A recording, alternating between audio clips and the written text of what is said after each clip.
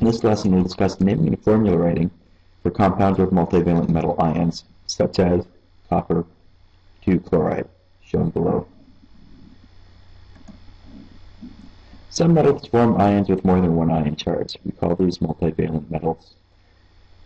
An example would be iron. So iron can form ions with a positive 2 or positive 3 charge, and we call that Fe2 plus or Fe3 plus. Roman numerals can be used in ionic compounds to identify the ion charge. An example would be iron 3 oxide. The Roman numeral 3 indicates that the charge has a charge of positive 3. Roman numerals are only used with multivalent metals and not anything else. Using the periodic table, we can figure out which metal ions are going to be multivalent. We'll find those primarily in groups 4 to groups 12, but we have a few others like tin, lead, bismuth that are also multivalent. You'll notice if you look at the uppermost part of the right-hand box for each element, the top number is going to be the one of the most common form. So for example, copper has a possible charge of copper 2 plus or 1 plus. 2 plus would be the one that is most common. How do we write formulas with multivalent ions? Really, it's very similar to the binary ionic compounds that we've learned about already. The first step is to identify each ion and their charge. Second step is to determine the total charges needed to balance the positive with the negative. Third is to note the ratio of positive ions to negative ions. The fourth step is to use subscripts to write the formula. So let's look at an example. Iron 3 sulfide.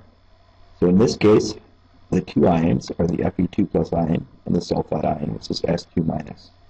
Now these charges aren't balanced, so we need to figure out how to do that. If we add another iron and another sulfur, we now have a total positive charge of positive 6 and negative 4. So if we add one more sulfide ion, our charges are now balanced at positive 6 and negative 6, which add to 0. So from there, I can just count the number of positive ions and negative ions.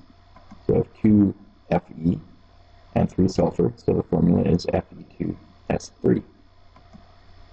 Look at a couple more examples. So lead 4 oxide. The Roman numeral 4 indicates that lead has a charge of positive 4, and oxide, being group 16 like sulfur, has a charge of negative 2.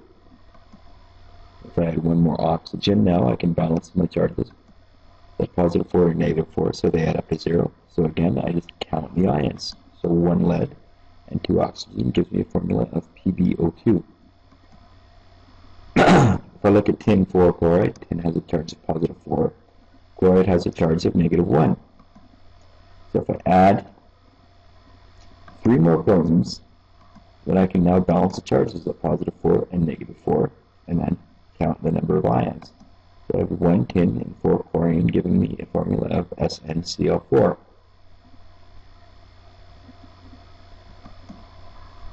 Naming compounds is a little bit more difficult. So the steps are, first of all, to identify the metal. Then look in the periodic table to see if the ion can form more than one type of charge. We can determine the ratio of ions in the formula. And then we need to note the charge of the negative ion from the periodic table.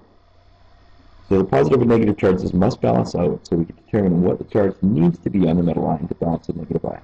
And then write the name of the compound, and of course use Roman numerals. Let's look at this example, FeP. So lead can either have, iron can have a charge of positive 2 or positive 3, and phosphide has a charge of negative 3. So my charges need to balance out, and it obviously would look like it needs to be the positive 3 version of iron. So my name is iron 3 phosphide. This is a fairly straightforward example where the charge is obviously balanced. Let's look at one that's not quite so simple. So SnO2. So Sn, the metal here in this case is tin.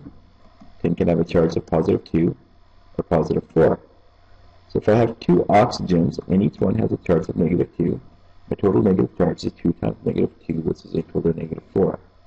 So in order for these charges to balance out, it has to be the tin 4 plus ion. So the name of the compound is tin 4 oxide.